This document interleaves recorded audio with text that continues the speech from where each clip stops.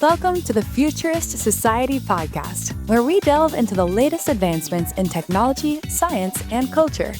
The Futurist Society is your window into all of the awesomeness that the future holds.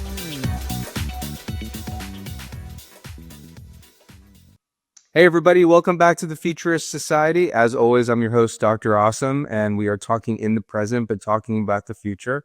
And as a very common theme in the news, AI is something that's a very hot button issue. And I have a CEO of a company called THYNK AI, which is John Long, who's on the podcast today. Thank you so much for joining us, John. Could you tell us a little bit about what you guys are doing over there? Yeah, first of all, thank you. Great to join you, Dr. Awesome, and great to be with your listeners today. So at THYNK, we are developing AI agents, communication agents that help with answering phones, sending texts, emails, scheduling meetings, managing calendars, things like that. Nice. I think that's the goal, right? Is to have somebody that is on the other end that's able to do mainly tasks that any other human could do. How close are we to that? Well, it's being done now. We are doing that now. So yeah, I think we're pretty close. Yeah. So can you give me an example? Like when you're talking to somebody with THYNK, how are they being deployed, and can the people tell the difference between an AI agent versus a human being? Yeah, so our AI agents can answer phone calls, hold meetings, ask questions, gather information, share information. They can do it, on phone calls. They can do it via text, via email, via chat, via social media. They can, do all of the communications that we need to help progress someone through a communication process. So typically, it's in the sales process. But we do some with customer support and customer service as well. And the agents will basically work with the human, right, the customer, and help progress them to whatever stage the business feels like is the right stage for a handoff to someone within the office. And then they'll go ahead and hand that person off to somebody. And you can tell sometimes that you're talking to AI, but it's getting really, really good. To the point where we have many customers that have no idea. They just think they're talking to a person. So when they pick up, are they saying that this is an AI agent, or is this somebody that picks up and they say, "Hi, my name is John"? Yeah, so we leave that up to our customers to decide how they'd like the agent to answer the calls or to interact with people. Some like to have it say, "Hey, you've reached, John, I'm an AI agent for such and such company, and I'm here to help you." Others just jump right in and say, "Hey, thanks for calling. How can we help?" So both sides of that. So there's a lot of pessimism right now, I would say, in the news about the AI bubble bursting. I was wondering what your thoughts were on that, because you're in this space, you have a insight that maybe I don't have. How do you feel about it? Yeah, so there's definitely been a lot of hype around AI. Some have said it's been overhyped. Some have said it's been underhyped. The reality is that it's a very new and very fast technology. It's growing at incredible speeds. And we tend to be a little worried about speed, right? Did we get over our skis a little bit in some ways? Possibly. But I don't think that the technology is going to, go away, right? There was the dot-com bubble of 25 years ago. The internet didn't go away, right? And so, AI is here. I think it's important that we all learn how to use it the best way possible for our various roles, and then employ it like any other tool that we have to help us to accomplish bigger and better things in life. What does your normal customer look like? Is it a large organization? Is it a single person? Who's using THYNK? Yeah, so we focus on generally smaller organizations, small to medium-sized businesses. These are businesses that that are generating income, that have processes, and that are trying to become more efficient. And so, in some cases, it's solopreneurs that are doing things on their own, but trying to produce more on their own than they can individually. Other times it's, medium-sized companies with dozens or even up to hundreds of employees. They're using it to help in their ways. But that's kind of where we have focused, and we tend to get fairly dialed in on specific niche industries and processes within businesses, to the point where we're able to do very customized actions that mimic what that business would want the perfect person to do. But it tends to be the type of work that humans don't love doing, and maybe you do it great the first time in the morning, but by the time you've done that same process 10 or 20 or 50 or 100 times a day, you're just not doing it at the same level that you were before. Yeah, I hear that. I think that's the biggest use case for AI, is to take a lot of the drudgery out from everyday life. There's so much administrative work that's required to be a human being in 2025, and I think that AI is something that I really hope fills that role. But I'm glad that you're actually doing it with smaller businesses, because as an outsider looking into this industry, I'm in the medical industry, and we're not using AI at the same capacity or the same level. I see it going towards large organizations. Like, we're talking, Facebook, we're talking, large enterprise organizations that are using it. And I wonder how much is actually getting down to the ground level. Do you see more value going towards those larger organizations, or to a smaller organization like yourself, like the ones that you're working with? Yeah, that's a great question. I think I've got kind of a dual answer on that, I guess. Number one, certainly large organizations have resources that smaller organizations don't. So they can hire people and say, hey, I want you to be in charge of helping us understand and deploy AI and get it working within the business. Small organizations don't always have that same luxury, right? So you do see large organizations perhaps bringing it in and adopting it more quickly. I say that kind of in air quotes, because large organizations are also really big ships and they take a long time to turn. And so change within large organizations sometimes is much slower, even though they have more resources to help with that change. If you look at time spent, dollars spent, and then the ROI, or the effectiveness of that time and dollar spend, small organizations, I think, actually make out better. I think that small organizations can employ technology, and because they're able to shift things very quickly, the impact that AI tech has on smaller businesses can be much greater. And it can allow smaller businesses to compete with larger businesses in ways that they never would be able to without the technology. And I've got a few examples that I'm happy to share if you'd like, but essentially smaller businesses, I think, can have a bigger impact using AI. Yeah, I'd love to hear about those examples, because that's one of the worries that I have. I felt like the advent of the internet was very egalitarian. Somebody that had a food truck could put up a website, gain some virality, and then their sales could explode. And you could really have an entirely different business after an explosion like that. Whereas for a large organization like Bank of America, a website is just kind of like a barrier to entry. Like, you have to be doing this stuff to be taken seriously, but I don't know how much realistically, like, you'd be able to move the needle in regards to sales. But tell me a little bit about your experience. Yeah, so just a few examples. So we have a customer who has, I think, 10 to maybe 15 employees. So small business, right? And they are an e-commerce company. They sell medical equipment that's kind of specialized medical equipment, things like hyperbaric chambers and red light therapy and saunas and things like that. They reached out to us a few weeks ago on a Friday afternoon at 3:30, and they said, hey, we're trying to run a special sale this weekend. Can you help us reach out to this list of 21,000 people, right? Well, for them to reach out to 21,000 people with the technology that they had available to them, it would have taken them weeks to do that. We were able to have our agent spin up, call and text all 21,000 people, letting them know about this sale. And it gave them like a 6-figure boost to their sale that weekend. It was huge. Like, I don't know that I'd say life changing for them, but it was business changing for sure. They were extremely excited about what they were able to do. And a small team of 10 or 15 people would never be able to call 21,000 people and tell them about a sale.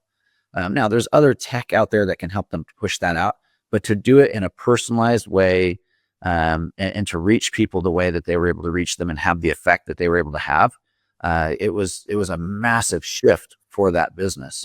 And so that's, when I say that the impact can be much greater, that's what I mean. If Bank of America said, "Hey, let's reach out to all of our customers and push something out," they probably could do that, and they would certainly have some sort of impact from that. But percentage wise, it wouldn't nearly be the same as what these guys experienced. And so we're able to help with things like that.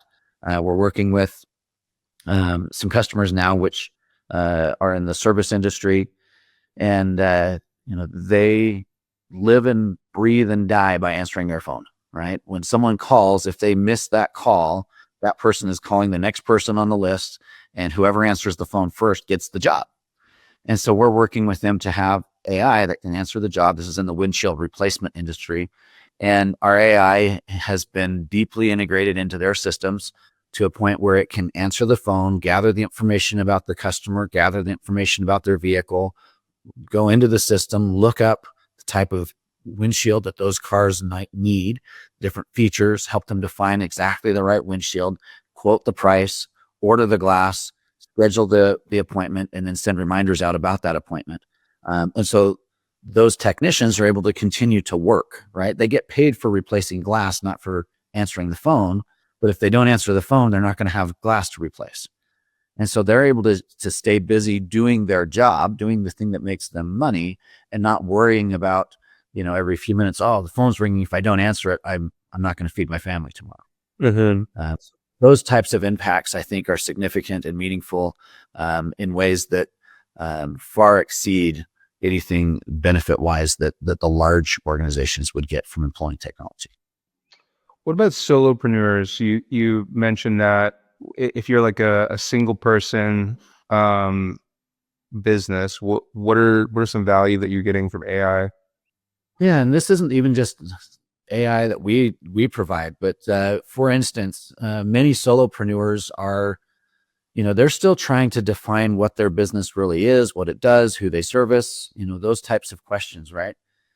You can sit down with AI, with ChatGPT, or pick your LLM of choice, and you can have a consulting session with that AI where you say, "Hey, this is the type of business that I run. This is the type of product that I provide. This is the area I'm in. These are my price points. This is what I do." And you can go back and forth with AI and say, "Help me figure out the best way for me to market my business, or who should I be targeting? What messaging should I be using?" And they can get, thousands and thousands of dollars worth of consulting essentially for free by sitting down with AI that has deep domain expertise in lots of areas, and walk away, better, stronger, faster as a solopreneur. And they would never have been able to hire a consultant to come in and do that in most cases, right? They're never going to spend 10 or 20 or $100,000 on a consultant to come in and teach them how to run their business. And so they're able to have that type of interaction if they wanted to on a daily basis. Okay, what should I do today? This is what I did yesterday, what I got accomplished. What should I do today to help propel my business forward? Mm-hmm. Yeah, I mean, that's certainly seems interesting. Here's what I'm looking for. Like the idea of AI, I felt like was this promise that we would have some sort of, I wouldn't say artificial general intelligence, but something close enough to it that would be able to do a lot of those tasks, and for it to be relatively easy to integrate into a business. Like, are we there yet with that? Like, do we have the ability to say, okay, not only do I want you to answer phones, but I need a haircut. Can you book me an appointment with the same AI model? Or are we jumping around to, like, are we still siloed in what its capabilities are? Or can I ask that same AI model to do those things independently? Like, to have like a true executive assistant, that person would be able to answer the phone. That person would be able to, book my haircut appointment. They would also be able to look into flights for me for a family vacation. And I feel like each one of these companies is doing one of them individually. Do we have any generalists in the market right now, or is that something that is still not available? So to a certain degree, we have some of that. Probably the best example that I can give of what you just described would be ChatGPT's agent mode. I think you have to be on their $20 a month plan. Certainly the $200 a month plan has it. I'm not sure if their free plan has it, but you can launch a session in agent mode, and you can give it some instructions. Say, I want you to do these things for me. Go and find the best flights from here to New York on these days. I would prefer to fly in, this time of day, whatever. And then it will go and it will research, find the best pricing, and it can even book flights and things if you want it to. Similar with haircuts. You are still having to give it instruction, but it's able to go out and do some of those things. That agent doesn't necessarily answer calls or make calls. So it's all contained to what it can do online. So in some degrees, yes, that agent is able to do a lot. And it will continue to progress. Sam Altman, the CEO of ChatGPT, has said, look, that's the direction we're going. We want to build an AI assistant that does what you've just described, and more, right? Where it basically knows us so well that it knows that, oh, you're about to call this person. I'll go ahead and get them on the phone and let them know that, hey, Dr. Awesome is ready to talk to you now. Right. So, I mean, it's heading that direction. I don't think that we're there yet. Certainly, well, and it depends on how you define it, but I would say we're not at the AGI moment yet, where we have this artificial general intelligence that's sentient and knows exactly what it is and how it should be interacting with us. There was a lot of hype with ChatGPT 5 coming out recently, that it was going to get us to that point, and I think that a lot of people have been disappointed that it didn't quite get there. And maybe quite is an understatement. It didn't get there. But it's a step in that direction. So it's coming, but we don't necessarily have like Rosie the robot that we can say, hey, clean my house, take care of my laundry, book all of my appointments, schedule our trips. We're not there yet. Yeah. I mean, I see the direction where the field is going, and I know that we're there. It's nice to have somebody who's in the field to ask them where we're at with the status, because realistically, I don't think that unless you're somebody who is a very specifically, you're doing a specific task every single day, like making outbound phone calls or even like, taking inbound phone calls. There's lots of different AI agents that can do that and do that well. Like if I make a ton of PowerPoint presentations, right?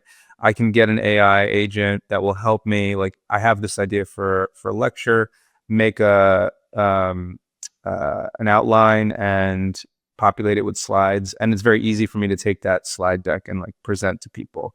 I use that in like academics a lot, just to get educational material out there.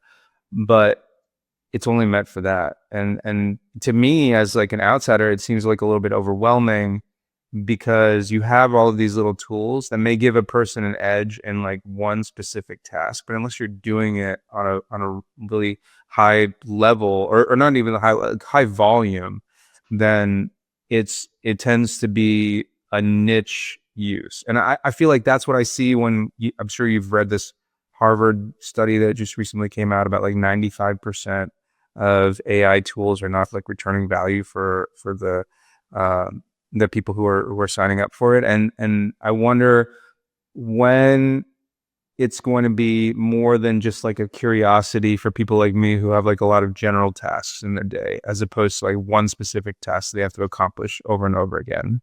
Yeah. No, you're right. And in building AI, as an AI builder, it's difficult to build an AI that knows everything about everything and can do anything we want, right? If you think about, in fact, this is how our company got started. My business partner and I were actually running another company. And I said, hey, I think there's something to this AI. What if we found an AI tool that could help us with our pre-sales, prospecting, qualifying, and scheduling sales appointments?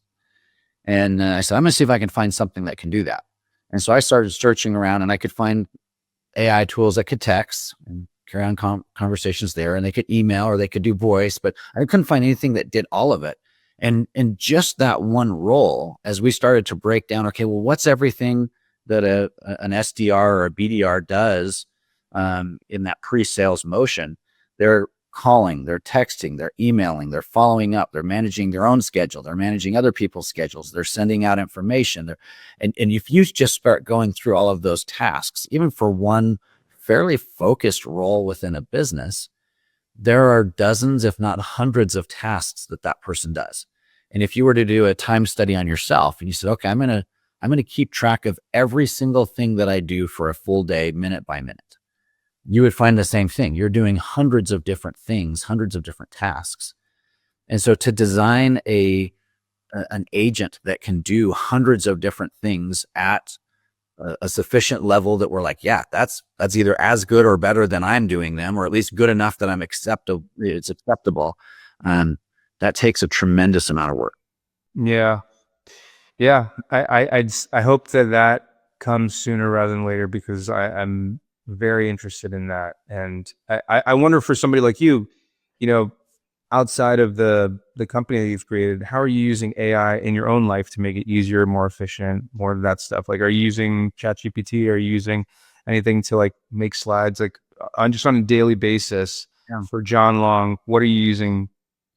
Yeah, so I'm a ChatGPT user, and look, there's a lot of great other tools similar to ChatGPT. I just have used it the longest. So pick whichever LLM you want, but I use that a ton. I use it every day, multiple times a day. I use it for research. I use the agent mode that we talked about earlier to do tasks for me. But it is something where I'm having to go in, set the task up. So I'll give you a for instance. The other day, I was working on a marketing project with email marketing, and I saw a LinkedIn post where someone had gone in and studied email marketing, and they found the 100 best subject lines to use for emails, and they put a carousel, like images, together that showed all of these 100 different best email subject lines. And they had like the subject line, and then the second slide that they had on the carousel would show how you could use it as kind of a generic kind of fill in the blank subject line. And then they would go to the next one. So I had 200 slides. And I was like, man, I'd love to have all of those, but I'm not going to go through all 200 slides and like write all of these things down or somehow capture them.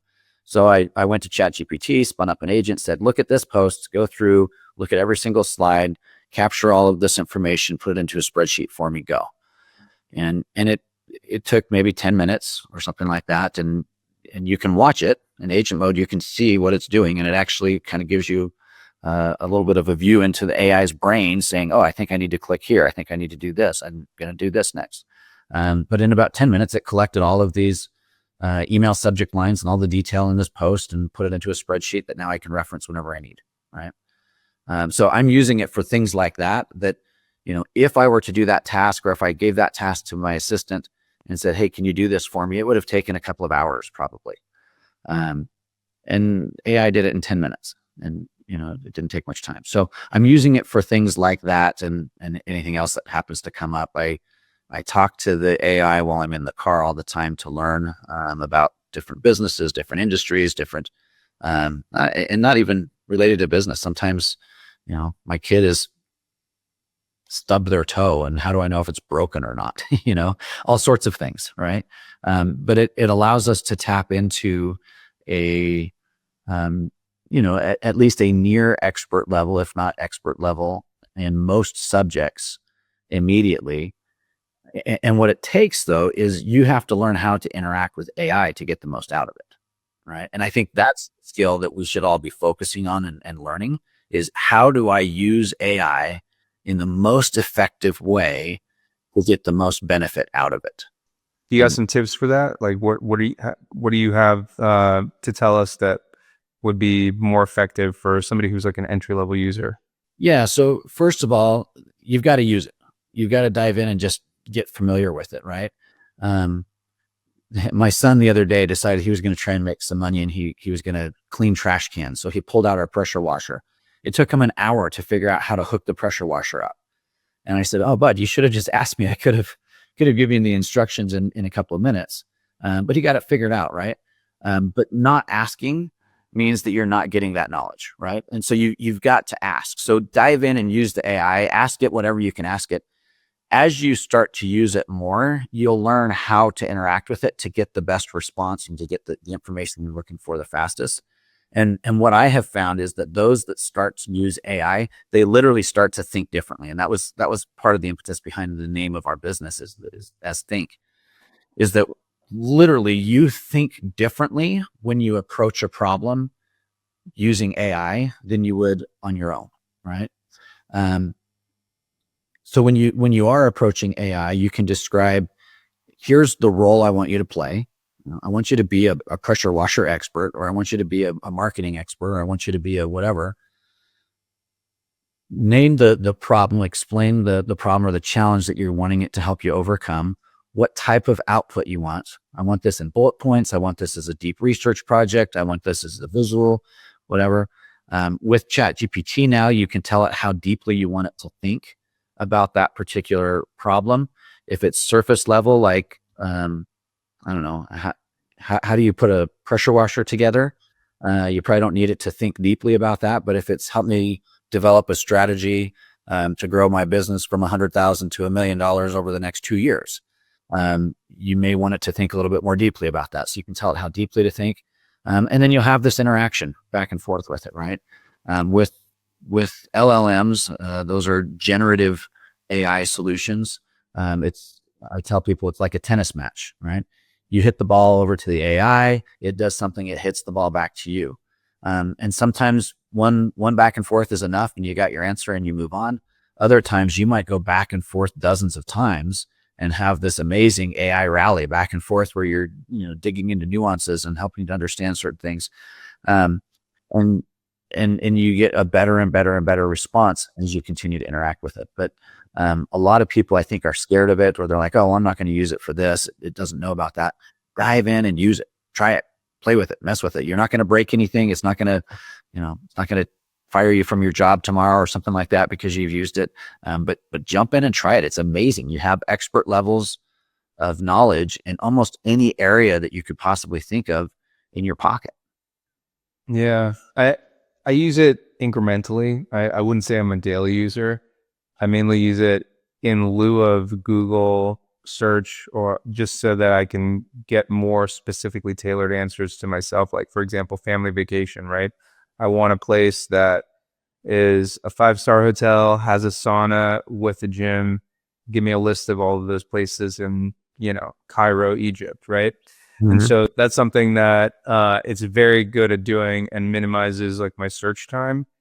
But I haven't really gone in depth with it at the same level I think that you have. And I think that's most people, they haven't found the value in choosing AI versus choosing Google as of yet. And I feel like there's still like the adoption factor is not quite there. And I think a lot of people are afraid of it too. I'm sure that you probably get a lot of hesitance from, people that through like your family or your social group that might be a little bit skittish towards AI. What do you say to those people? What the pessimism that's out there about AI? About I feel like 2 years ago everybody thought it was an existential threat, and then now everybody thinks it's kind of like, okay, look, this is like a nice novelty, but it really doesn't really have a huge effect on my life. What kind of feedback are you getting from people that are pessimistic about AI, and what do you say in response to them? Yeah, so the pessimism that I hear most often is people, who are concerned about it taking jobs. And it is going to take jobs. Technology advancements take jobs.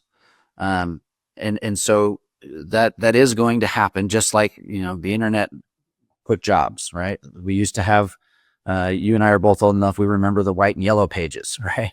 And you'd go and you'd look up phone numbers there. My kids, if I told them, hey, go find a phone book, they would be like, what's a phone book, Dad? And so technology takes jobs, but also creates incredible opportunities, incredible job opportunities and business opportunities. And so first and foremost, don't be scared of it. It is here. It's not going to go away. It's not a fad. It's not a fluke. It's not something that's just going to be like a flash in the pan and then it's gone.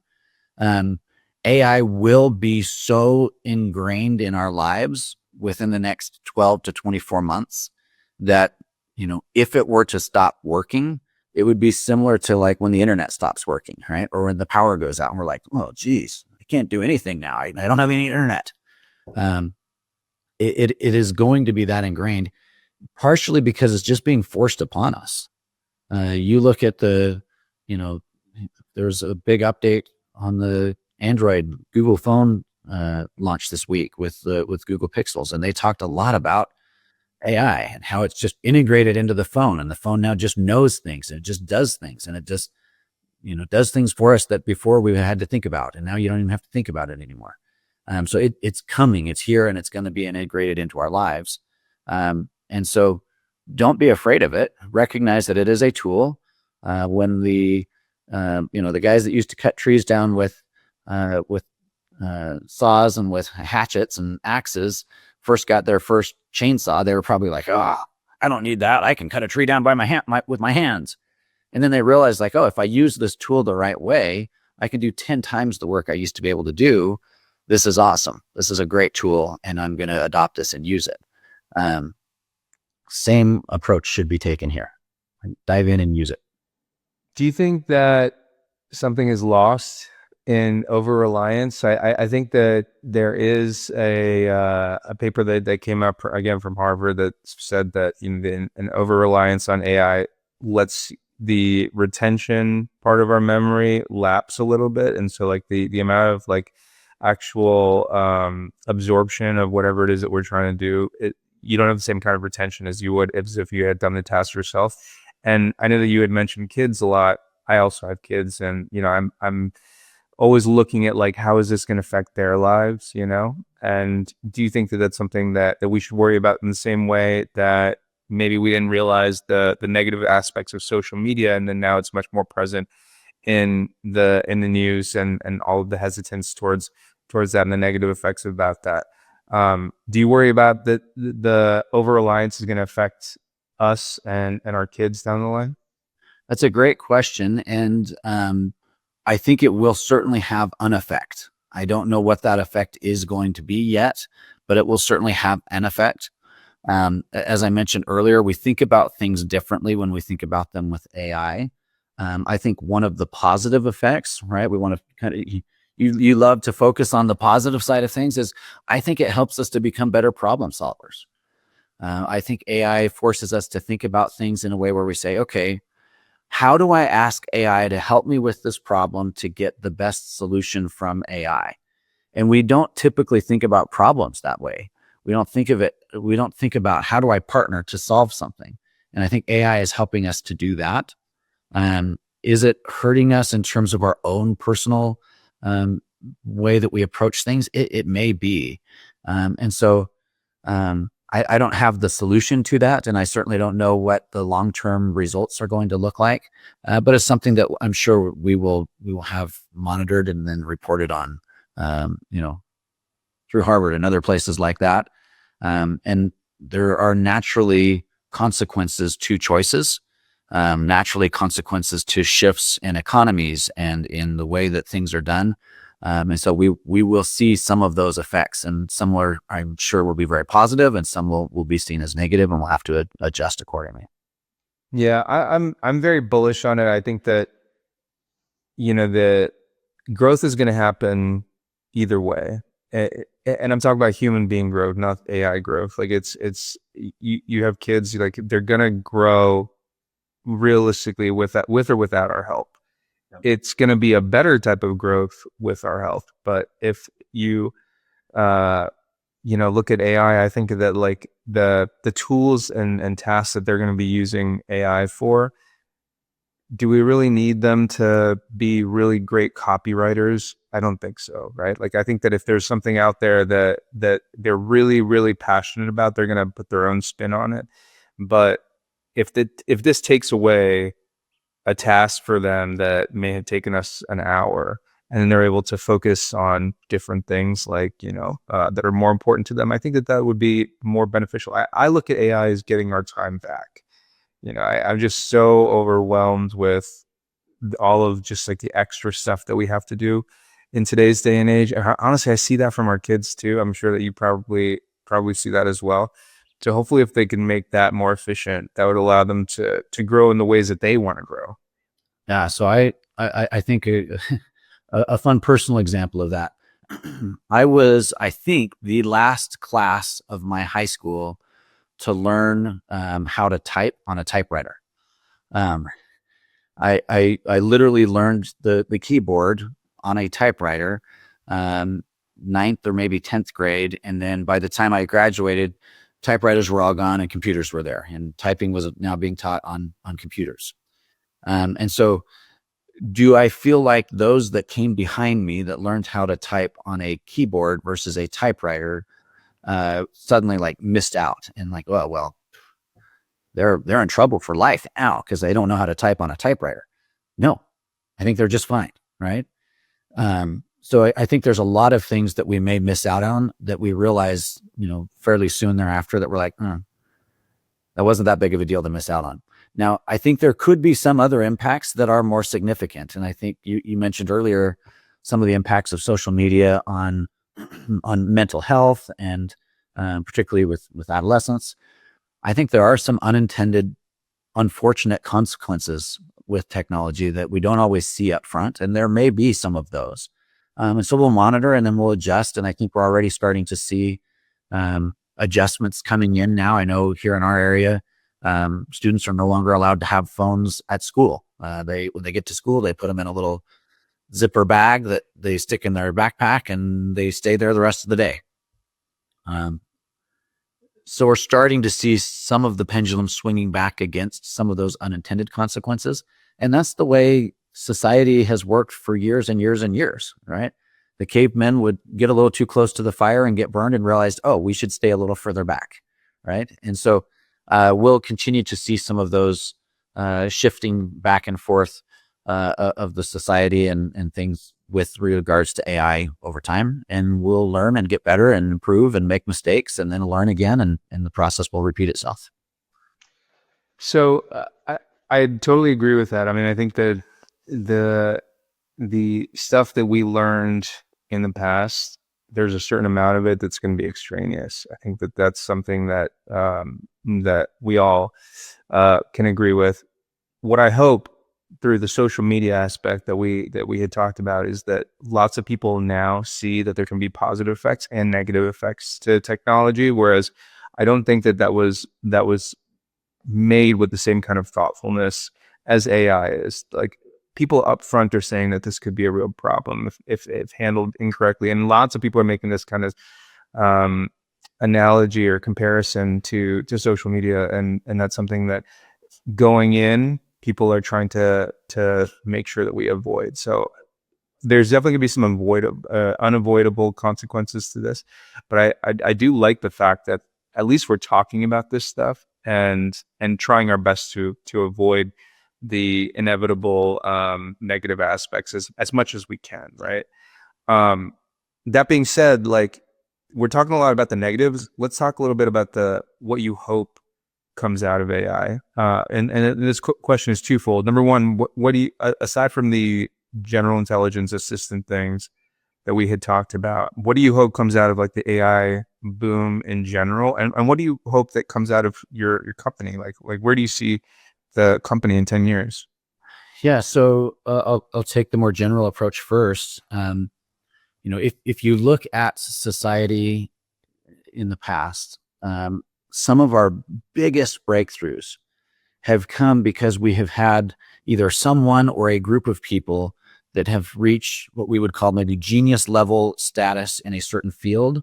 And then they typically either reach genius level status in another field or they partner with someone, and then they cross collaborate, right? And they're able to take learnings from one field, apply it to another field, and discover new and amazing and wonderful things. Medicine is one of the biggest benefactors of those sorts of situations in the past. Well, in general, for someone to reach a genius level status in anything is rare. For someone to reach genius level status in more than one area is extremely rare, almost unheard of, right? And those people are the ones that we remember. Their names are the ones that are up in lights, right? Well, now we have intelligence available to us that is at or near genius level status in every area. And we are able to now instruct that intelligence to say, okay, I want you to take all of the things that you've learned over here and apply it to the problems over here. And I think that we will see, and we're already starting to see this, we will see breakthroughs at a pace that we have never thought possible. We will see things that we thought were impossible become possible because we're able to apply intelligence from other areas to solve problems in ways that we would never have thought of solving them in that way before. And so I think that the opportunities ahead in terms of breakthrough level, inventions or findings, it's almost going to become like a daily. It will become the noise of the day that there was another breakthrough. Like, hey, we figured out how to solve cancer. Hey, we figured out how to, fix a broken leg in days instead of weeks. Hey, we've been able to figure out how to whatever, right? And I think AI is going to allow us to do that because it allows us to cross-pollinate our knowledge and our learnings in ways that we've never been able to do before. So that's at a macro level what I'm most excited about. At a micro level, our business mission is to save humanity billions of hours by helping them do better work and less busy work. And if you boil that down, what that really means to me as the CEO of our business is I want to put business owners back in the home. I want them to be able to be with their families. I want them to be able to eat dinner with their families. Many years ago, I owned a heating and air conditioning company, and at night the phones got turned over to me. And when the phone rang, it was like, sorry, kids, I know we were right in the middle of playing catch, but dad's got to take this call. And there's too many people that are doing that where they've become slaves to their business and they're not with their families. They're not doing the things that they love. They're not living life. And we want to be able to do the busy work to allow people to focus on better work. And oftentimes that better work is actually outside the business and in other areas of life. That's great, man. That's a beautiful goal. All the best to you with that, because I think that's sorely needed. I think this idea like hustle culture has permeated our national consciousness. And, it's like, if you're not sacrificing everything for your business or for wealth accumulation, then there's something inherently wrong with you. And I don't think that they're mutually exclusive. Like, I think if we had enough AI agents or, people like that we work with, that we can still gain those benefits without having to sacrifice those important things that you had talked about. And I really appreciate that insight. We're getting close to the end of our time together. So I wanted to ask the 3 general questions that I ask all of my guests. A lot of this techno-optimism that I have is from my inspiration from science fiction. It's something that I look towards as where humanity is going, and I get really inspired by all of that stuff. What about you? What is your source of inspiration? I think for me, it's time actually. And you heard that in what I shared just a moment ago. Time is the most valuable commodity that we have, far more valuable than money. And so being able to free up my time, being able to free up the time for others, to focus on those things that are of most importance in life. For me, that's my family. I think that that's my inspiration is helping myself and others to achieve freedom of time. That's great. So we talked a little bit about like where you see AI in 10 years. What about those specific breakthroughs? Like, what do you think is going to really change for our kids' generation, right? Like, how are their lives going to look different than the way that we're living right now? I'll tell you kind of the fun side and then maybe a little bit more serious side. I have always wanted a flying car. Mm-hmm. I hope that we have flying cars within 10 years that literally can pull out of my driveway, zoom up in the air and zip me wherever I need to go. We would have achieved what we needed to achieve in my mind if we could do that. But on a more serious note, I think there are some really challenging problems in the world, many of which we just don't have answers to. I'm at the age now where I see my parents and those of their generation aging and fighting some health challenges that are just ugly health challenges, things that no one should have to face. And I hope that AI helps us to solve some of these problems that we didn't think we could solve. My mother has Parkinson's disease. That's an ugly, ugly disease. I've got many friends who have either lost loved ones or had life, drastically altered due to cancer. An ugly, ugly disease. I hope that we can help humanity live better by taking care of some of those sorts of challenges as well. Yeah, super interesting to hear, what other people consider to be important, and I really value that. Last question for me, outside of medicine, one of like the technological breakthroughs that I'm kind of focusing on is humanoid robots. That's for whatever reason, like breakthroughs are happening in every single field, in medicine and space and AI and all sorts of stuff. And the same way that you think about flying cars, I think about humanoid robots. Like the day that I have a robot that can do my laundry for me, oh my God, like that's the future that I want to live in, right? But it's a field outside of my own that I can't, like anytime I see a Google News article about humanoid robots, I'm clicking on that article because it's of personal interest to me. What about you outside of AI, which kind of touches everything? So it's kind of a little unfair to ask you this, but like outside of this, like what topics are you looking at that you just can't get enough of? I know we talked about flying cars, but is like the aging, the disease of aging and how we're going to combat that interests you, like, or some medical breakthroughs, like what else is in there that that's happening regularly that you're interested in? Yeah. So this may not be quite the line of thinking that you had in mind, but memory making. Like I love being able to make memories with my family. The other day I was doing some research and I found a place that's a couple of hours from us where you can go and you can, dig up fossils and you get to keep them. And I'm like, we're doing that, right? Like, so finding things that we can do to make memories. I love enjoying life. I love seeing, others enjoy life. And so finding things that are just unique and memorable that years later we'll look back and we'll remember that day and we'll remember that moment and we'll remember what we were doing that brought us together. And so I get sucked down rabbit holes like that where it's like, that in this place you can do this thing. It's amazing.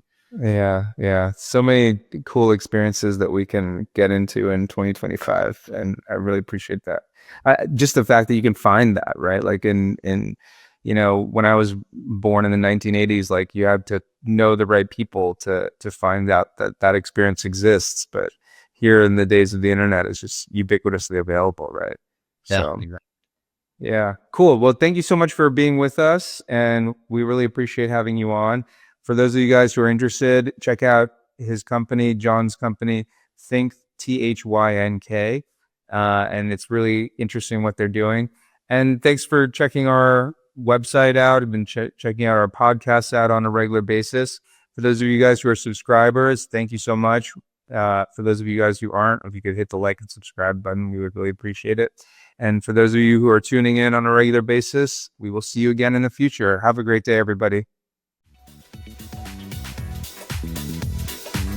We appreciate you taking part in today's episode. Take this chance to reimagine a better future by joining a community of futurists who strive for a remarkable world. Be a part of this growing network and contribute to making the world a more positive place. Visit thefuturistsociety.net and subscribe to the show so you don't miss a drop of hopeful futurism.